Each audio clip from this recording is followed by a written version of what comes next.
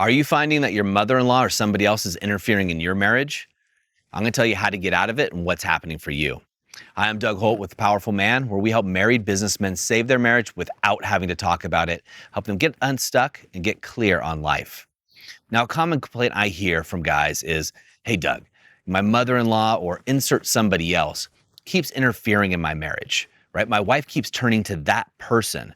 Could be an emotional affair, but typically it's somebody else that's coming in. Maybe that's a mother-in-law. It's an obvious one that happens for a lot of guys.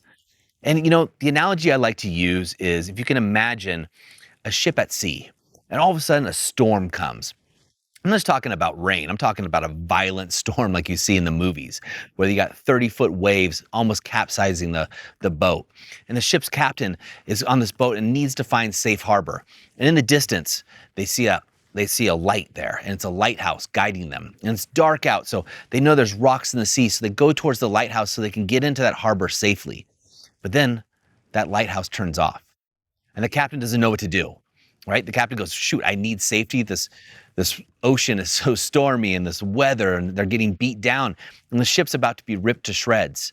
And then the lighthouse goes off and they have to go back out to sea, and brave those conditions because the rocks will definitely tear that ship apart. And as they go down the sea, they need to find another safe harbor. Well, this is commonly what happens in marriage. See, the lighthouse that goes out is typically the man in the marriage, the husband, right? They've dimmed their light, so to speak. And it's not their fault. It's just the way that most men have been taught to be a modern male, right? We go into deer mode where we defend, excuse, explain, and react. And that's just like a lighthouse going out, where your wife no longer feels safe. She no longer trusts you to protect her. And so she moves down that shore looking for another lighthouse that will guide her to safe harbor.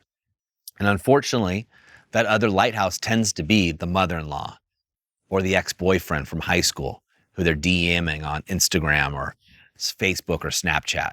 I've seen this all too often, guys. So what you want to do is make sure that you provide the safe harbor. And by being a lighthouse, by constantly being on, by using what we call as the triad of connection, which is very simple. It's the clean slate method. It's the hidden motives techniques and the live like a king system. That allows you to be the lighthouse who is always on, guiding your wife to safe harbor so nobody else can fill those shoes. Nobody else will fill that vacuum. So she has no need when the storms and the seas are rough to go find another harbor or another lighthouse to pull her in.